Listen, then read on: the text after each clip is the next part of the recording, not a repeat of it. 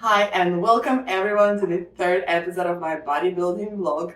I am officially 10 weeks out and today we're going to look at the first 2 weeks of my cutting phase, all the mistakes and lessons that I have learned.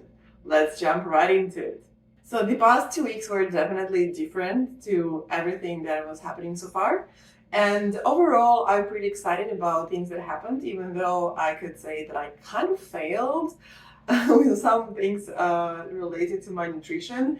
But I want to start talking today about my emotional state because actually my emotional state influenced a lot of things that happened to me later on in the first few days of my cut. So, as I did mention in the last episode, I had a problem with my cycle, and that's something that has been a repetitive problem for me that's been lasting since I did my first detox in the end of the last year. And after that, I had a big problem. Like I had a break from my cycle for like 6 months because I was completely off fats. I didn't consume any fats. I was in a really good shape. I was looking pretty damn lean, like you can see on screen right now. Yeah, like no concerns. But there are different ways how you can get to to that shape. And removing all fats for a woman, that was not the smartest decision that I did. Anyway, it took me some time to kind of get back into like normal cycle routine, and lately I had a long delay again, and because of that, I've been really like stressing. I've been trying to compensate that with food. I also been feeling really weak, and that impacted my mental well-being as well. So starting cuts and also being in this like weird, emotional state, not knowing like what's happening to my body, and if I have some hormonal disbalance, like should I be training so hard? Should I be doing all this prep? Like I had a lot of questions in my head. But anyway, the cycle is back. Things are back to normal. I'm able to lift heavy load again. I have energy back. I have my mental clarity and my positive attitude and mood back. So now, since I kind of failed my first 2 week of cut, and I'll explain in a moment how I failed it. I feel that I'm ready to kick it in properly now.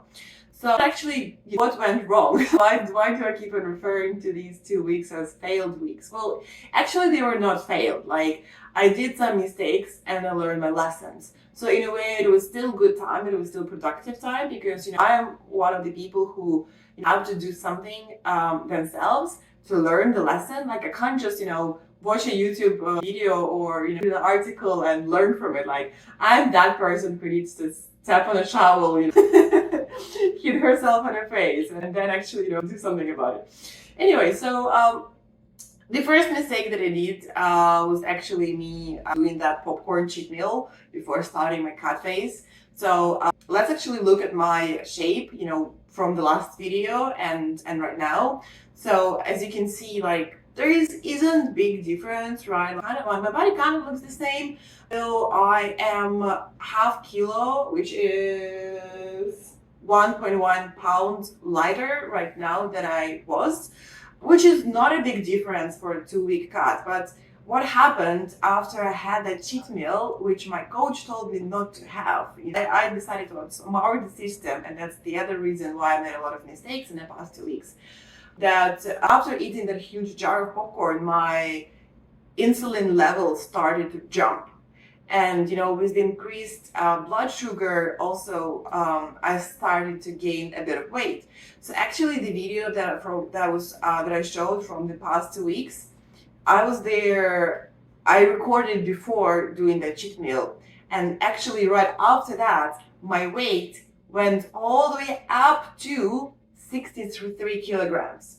So actually, from the beginning of my cut up until now, I lost 1.8 kilograms, which is 3.9 pounds, right? So if you look at it that way, I actually did a lot of progress, but technically you cannot see that because the video was recorded before, that big insulin jump.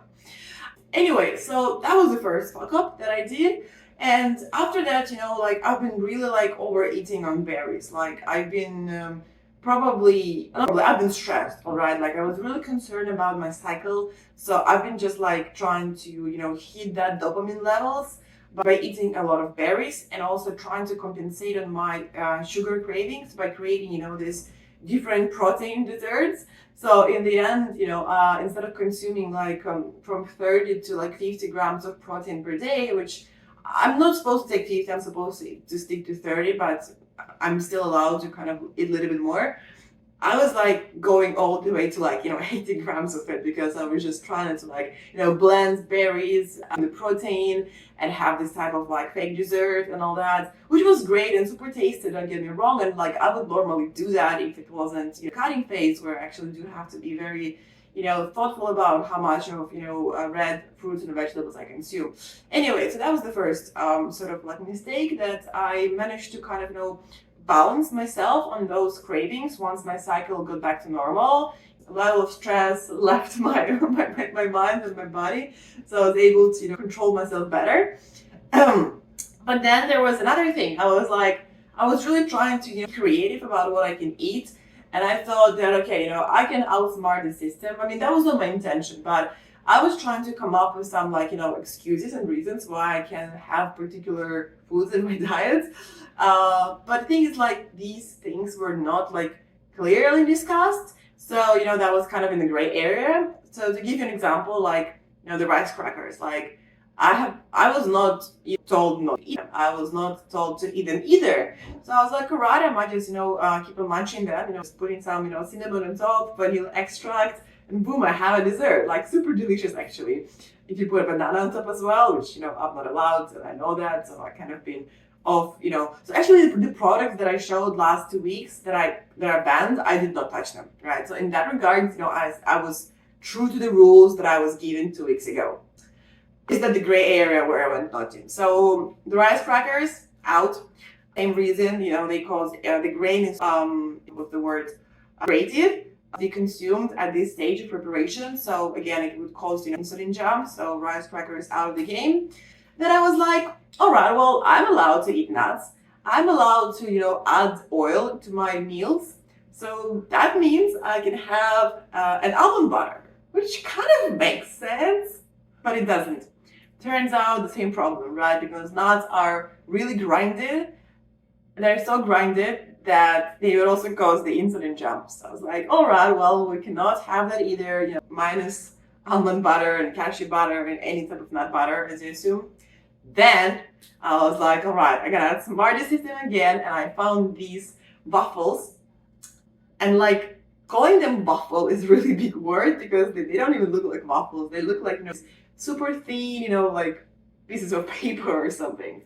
And they're made from like linseed and amaranth and amaranto, or whatever language you use, and water and a bit of like powder, like rose powder, cocoa powder, or whatever, it's that extra flavor that you get from.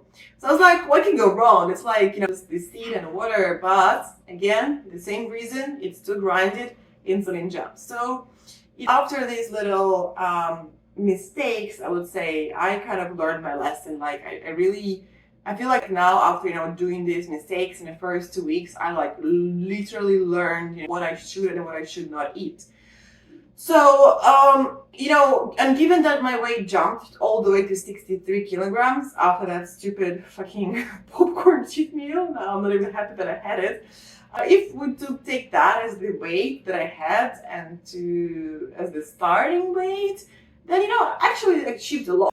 But overall, I feel good about the nutrition that I had in these past 2 weeks because I was still having like really good and balanced meals. And after I stopped like overindulging in on berries, I stopped feeling much hunger actually. Eating clean, raw or steamed or slightly fried vegetables actually makes me feel complete. I don't have an extra urge to binge on something in between my meals. It's actually weird because I didn't expect it. I was like initially thinking that it's going to be hard to keep my carbs low being vegan, but actually it's not hard at all. Like I just know now what products to consume and when, to be able to stick to my macro counts. So overall, like I'm pretty excited about what's coming next, because now after these 2 weeks, as I said, like I feel really aware of how to handle my diet. But I have to say that it's driving me insane. Like, my life is obviously some work, online work, but then it's gym, posing, kitchen. It's okay, right? Like, I was aware that life is gonna turn into this, but I don't mind it. Like, I really don't mind it. But what I do mind is cleaning everything in the kitchen after every meal. Like, I spend so much time on the kitchen that it's just driving me insane. I literally feel like I spend more time in the kitchen than I spend in the gym. So I can't do this anymore like this. Like, something needs to change because I still have like quite a long time until my last competition. My first one is in 10 weeks, but then the last one is actually mid-November. So that's a lot of time. And I already feel like, I would rather just, eat like lettuce, that I don't have to do anything with it, then go and like steam and boil and cut and do all that stuff to all the other products. So I decided that I gonna hire a private chef. A private chef who would be cooking to my requirements. So I put some messages in a few groups here locally, because there are a lot of people who do that type of stuff. But obviously, my requirements are pretty strict, and after interviewing a few chefs, I already got 2 rejections. One official rejection saying like, this is like too much, and then the other just said like, probably it's better if you try somebody else. And some people just ignored my messages after I sent my requirement list.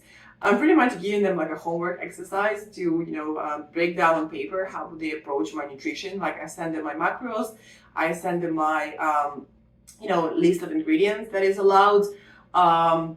Breakfast, I always eat the same. It's my oats, my fruits, and my protein, and it's always about the same.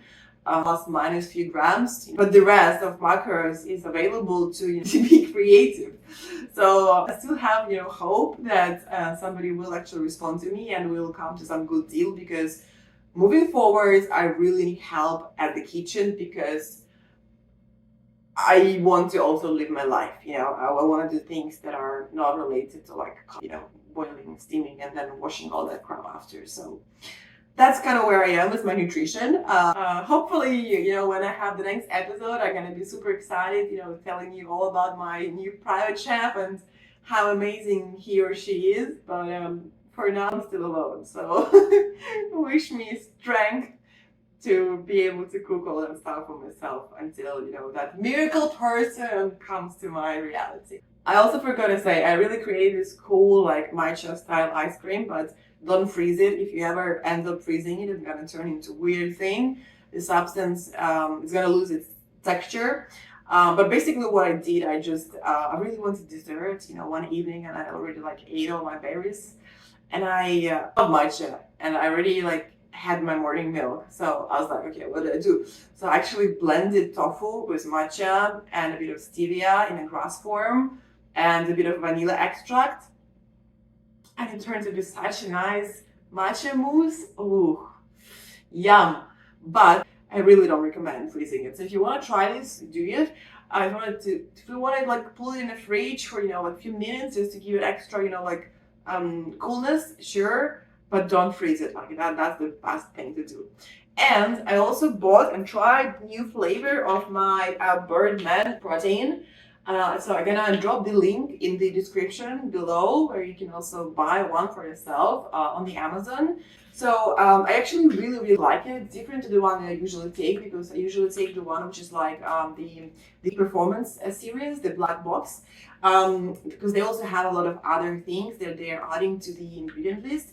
But this one doesn't have all that. It's a pure protein, and I really enjoy the flavor. It's I don't know, it just tastes like a cake in your mouth.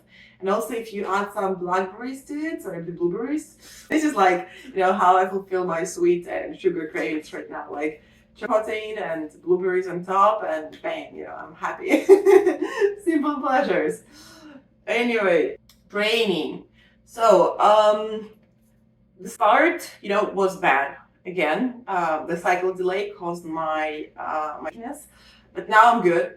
I also feel that, my training routine has become really repetitive, because I haven't changed my program for like almost like 2.5 months now.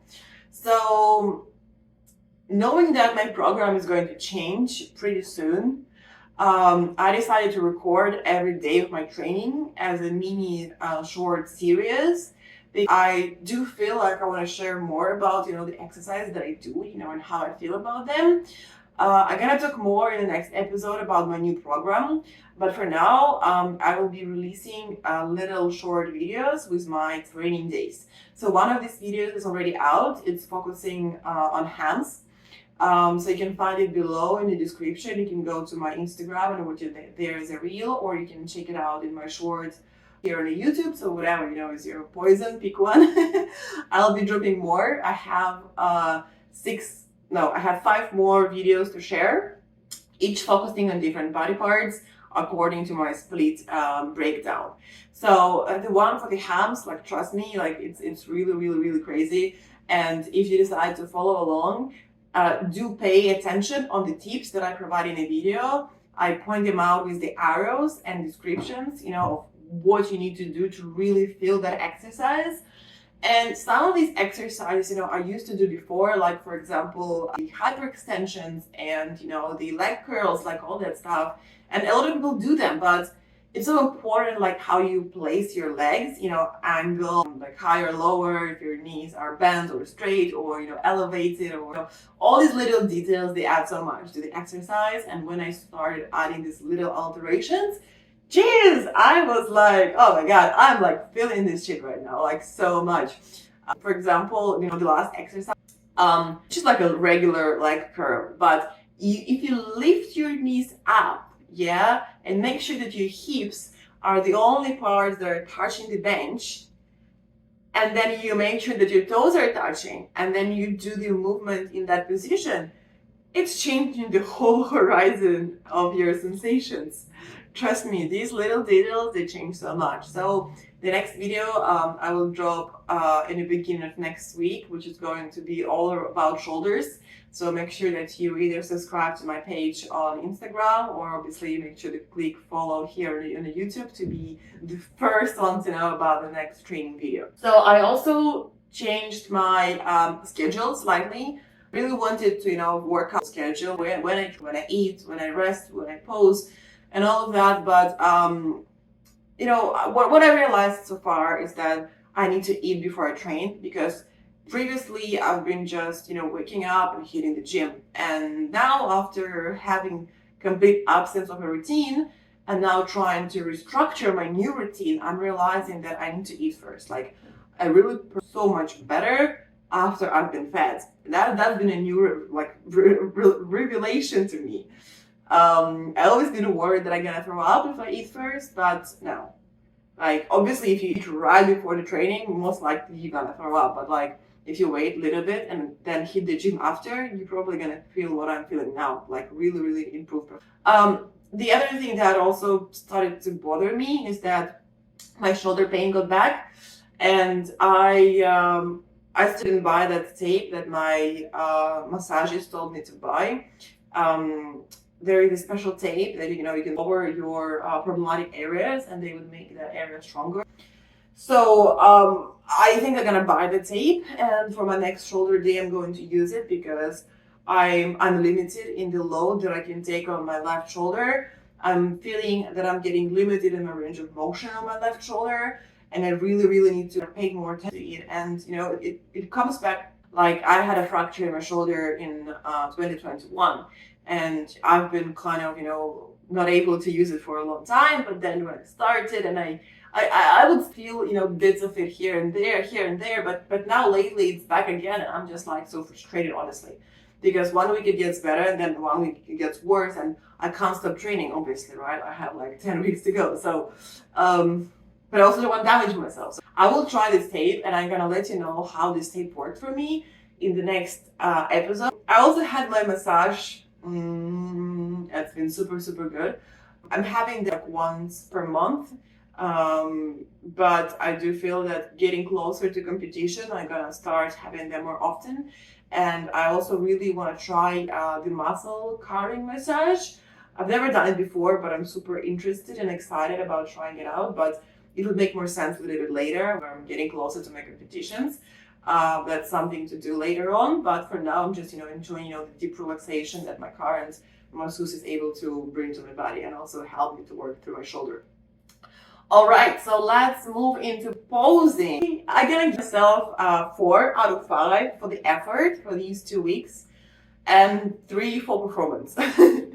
Why? Because I consciously been trying, to like add more posing to my daily routine, and I've been trying to do, posing after every gym session, which was good. But then I was just realizing that, I was getting like so hungry the end that I just I couldn't control myself and focus on posing. So doing 2-hour session and 1-hour posing is a lot. So I started bring meal, so I can eat the small meal in between. So I would do a gym session that I would eat, and then I would do the posing part, which was kind of good and nice. But then I would still see my belly in the mirror, which was kind of off-putting me, because after food you still need a bit of time to digest and all that.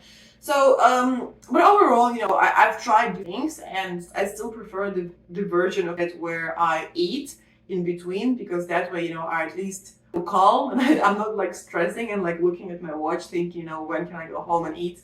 So that was good. So, yeah, I've been trying to squeeze it here and there, so I'm happy with it. Why am I giving myself 3 for the performance? Because there are still a lot of problems that I have. Struggling, putting enough awareness and understanding, when I do specific things correctly or incorrectly. Like my front pose is pretty solid. My back pose is where I need more love and care, because, when I distribute my weight on one leg, that's where I start to have some issues. When my weight is on both legs distributed evenly, I'm banging perfect. On one leg, I'm still learning. It's lifting that hip up, bending only my lower back, keeping my, lats out open, my delts and all, it's work in progress, all right? I also started to learn and improve my first turn to the right. My leg and body work is getting there. My arms kind of all over the place still, but again, it's a work in progress, and I spend even more time on it, and I feel better about my schedule, about my life, and about me being able to do all these things. So I feel next to gonna really put a lot of things that I started getting on daily basis into actual practice. So the other note, there are some other cool updates. I finally placed an order for my jewelry that is gonna be created customly for my stage suit, swing suit, stage suit, whatever we like to call it. And I also ordered my hair. So I'm super excited, and I'm super excited about the hairstyle that I'm gonna have. So I'm not gonna again disclose what it's gonna be like, but it's gonna be long, which is already an interesting thing. I can't wait to see myself with the long hair again. It's been a very long time. I also been looking for a Spanish teacher. As you remember, last time I went to the competition, I was all in Spanish, and I was like, damn, I could lose if I don't improve my Spanish. So I found one teacher with scheduled lessons. She canceled with me. Now I've been interviewing other teachers, and it's very important that they have approach, how can they help me learn Spanish that would also help me to win the competition. So it's not just about learning and improving grammar and all that. So I have a short list of 3 teachers. So I'm gonna have a test session with each of them next week, and then I'm gonna make my mind, and happy days, I'm gonna start learning all about bodybuilding in Spanish. So maybe a few episodes down the line it's gonna be all in Spanish. Who knows? I will definitely try to do that. I promise you, I will try, and there will be one. There will be 100% in Espanol. I'm excited about it. And the other thing that is actually important to share, that I'm not the person who is into toxins. I really don't like toxins, and that's why I did the whole detox thing. But One thing that I did, and I will do it again, I had a few buttocks injections. As you can see, like you probably won't see, but like I actually froze my top muscles of my forehead, and it's also gonna get a little bit more intense in these parts, and also some of the muscles here on the sides of my face, under my eyes. So the reason I did it now because I really want to make sure that when I'm on the stage, my face looks perfect. Like I don't want to have any tension or wrinkle, and like I don't want my face to reflect all the pain that I'm going through. So that's why I decided to do it, and it does have a tendency to build up. So, and also I wasn't sure how my body gonna react to this injection. So I decided to do a few now, test the crowd, how my body gonna respond to it. And then, before competition, I'm gonna do it again just to polish it up because, the climate where I live in such humidity and heat, plus with the amount of exercise that I do, this medicine thing tends to, leave the body within like 3 to 4 months. So I'm gonna have to like do the top up again before the stage, so my face looks actually perfect. And I'm being very honest and transparent about all these things, about all these alterations that I'm doing to myself, and I will do, just because I want to make sure that people don't have like false expectations about things that are not given to us by nature. Yeah, so these were the main updates of my 2 week cut and things that happened during the time. I have two more news to share. They're completely unrelated to my preparation for the competition, and one of them is that I finally started my Pancake Split Challenge Marathon, which is the first product of my Fluxify flexibility startup. It's a course designed to take your Pancake Split to the next level and improve your general flexibility. We already started our first cohort. We have 6 people who joined it, which is a small cozy group. I'm super excited about them and the progress that they're going to make. And I'm gonna put some links in the description so you can learn more and hopefully sign up for our next second cohort that is gonna start in August. And there will be more future programs about back bands, front splits, middle splits, shoulder mobility and such. So yeah, definitely watch that space. And last but not least, I got a new tattoo. I'm super happy about it. I've been dreaming about this tattoo for a very long time, and finally I have it. Anyway, thank you for watching. I hope you enjoyed this episode. Make sure to click that like and follow button, and I'll see you all in 2 weeks. Have a good one.